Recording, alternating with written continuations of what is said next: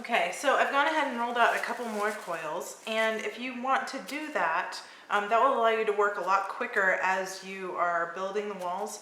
But do use a piece of plastic to set your coils down on so that they don't continually lose moisture to the canvas table or whatever surface you happen to be working on. Okay, so I do, as I piece together my next coil, I do want to start where I left off.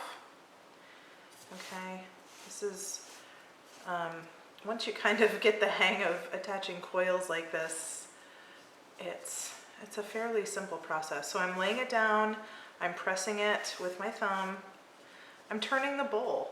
I have this thin spot right here, and that kind of works out a little bit because, you know, that's where I am ending up kind of moving up the wall.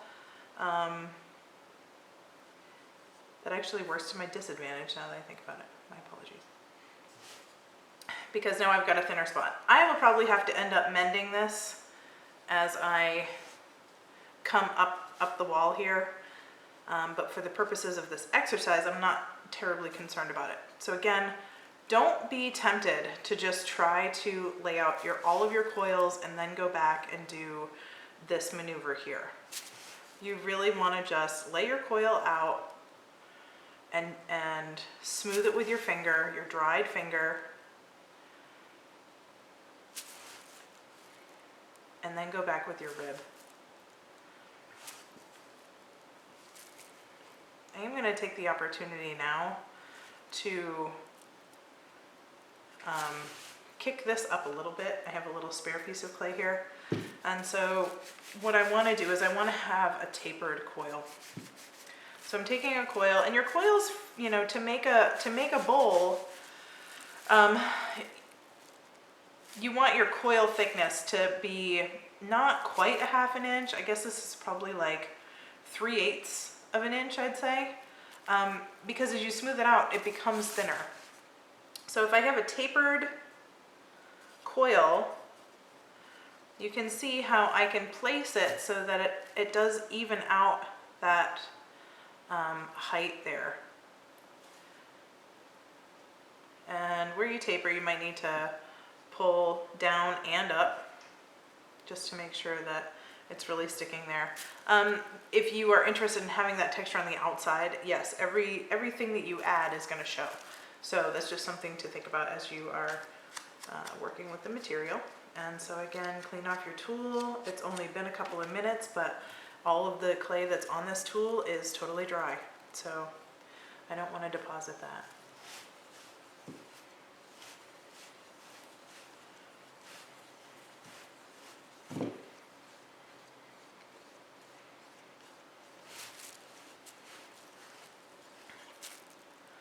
It's also a good idea at this point to go ahead and start smoothing from the center with your smooth edged rib.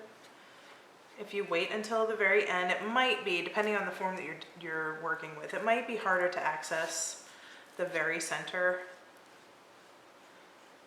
So I'm not applying a lot of pressure. I do end up removing a little bit of clay, but it's not a lot. You know, I use the tool like this. Okay, so it's my thumb is in the center, and I'm using my forefinger and my pinky to bend the other sides so that I'm using an arc. The shape of my tool becomes an arc.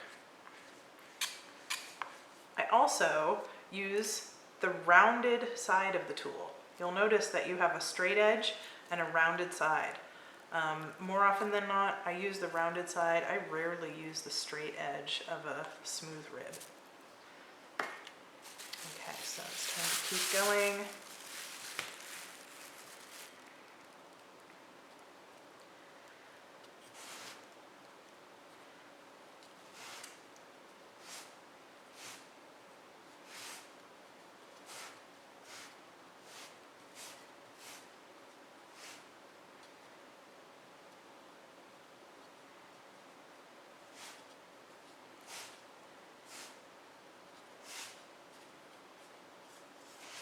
Okay, so you can see that I definitely have a high side, I have a low side. I could do a couple of things here depending on you know, that little piece in the center, depending on how strategically I want that to be right in the middle.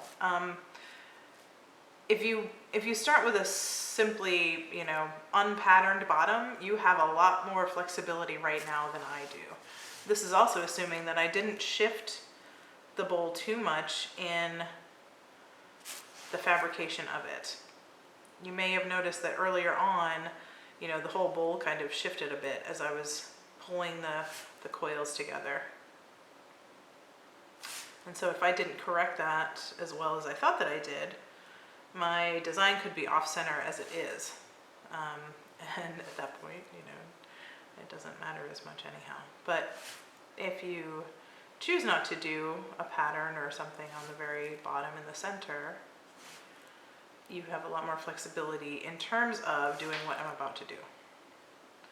So I could take this piece and kind of loosen it, and you can do that magic moment where you go, oh my gosh, look, that's what it looks like on the inside.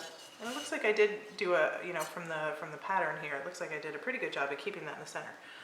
But you can reposition it.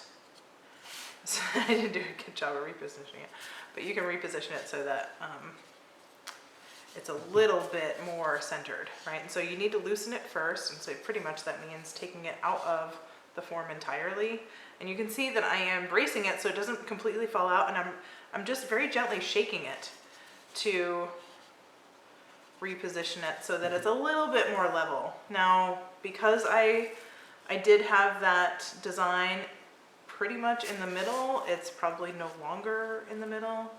Again, this is why if you do not have a texture on the bottom, you know, this is a really good way to kind of even things out. If you do, you just need to be a little bit more aware of the effect of doing that process.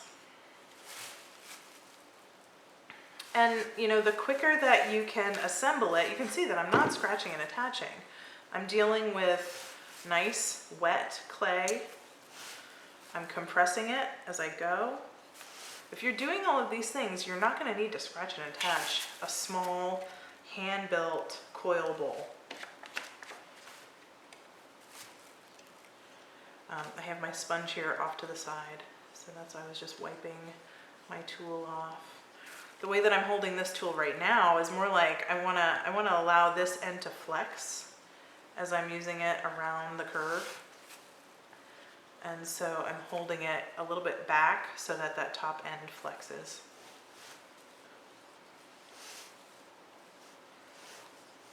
And this leaves other marks that, you know, you may need to or want to get rid of later.